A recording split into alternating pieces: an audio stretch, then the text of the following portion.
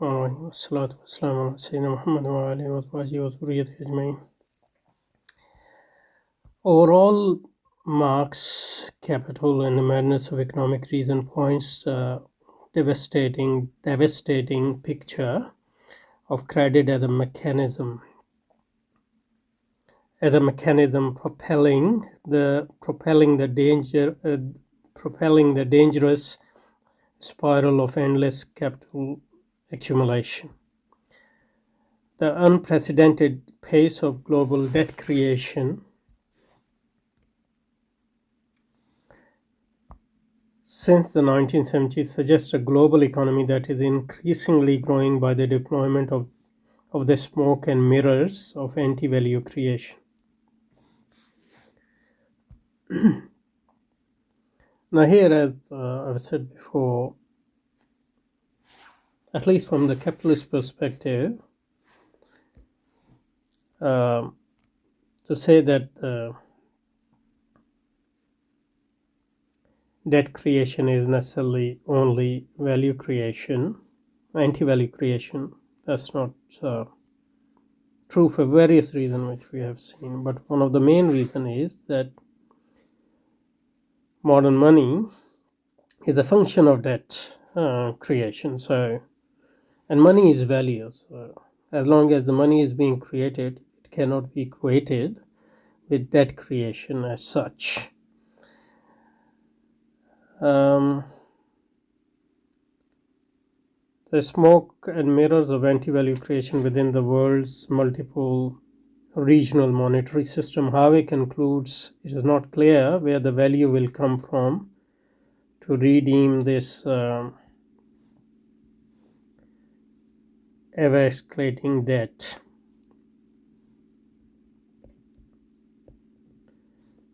I mean, debt is creating value itself, as long as it is creating money.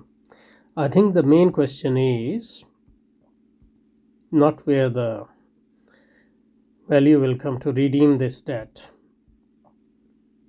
because the debt which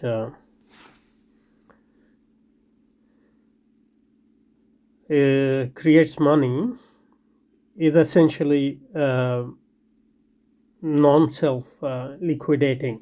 But the main question is whether the system as a whole is sustainable in the long run or not. That's the main question, and not what Harvey is saying here. Even though obviously those things are linked. Together, these two books provide important tools for unpacking the contradiction and crises of contemporary capitalism.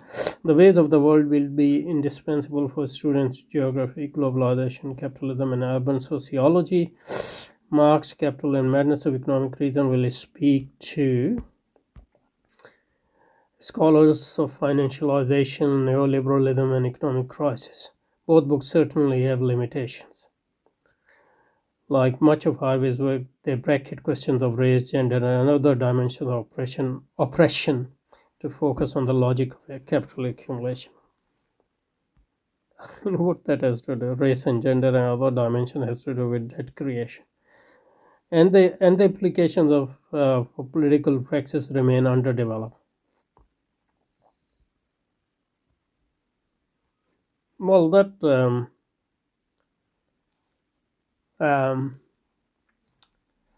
would be an objection if that was his purpose. I mean, you can't do everything in one book. But this should not detract from the brilliance of these books. I mean, they are important books. I don't know whether they're brilliant or what, but they are books you can learn a lot from, which reveal the sophisticated theories, rigorous dialectical methods, and trenchant critiques that Harvey has developed through a lifelong engagement with the work of God. Rigorous dialectical method, I don't know where that is, but he's a scholar who, he's one of those people, when you read them, you learn a lot from, whether you agree with him or not. So we have hopefully learned from this as well. So here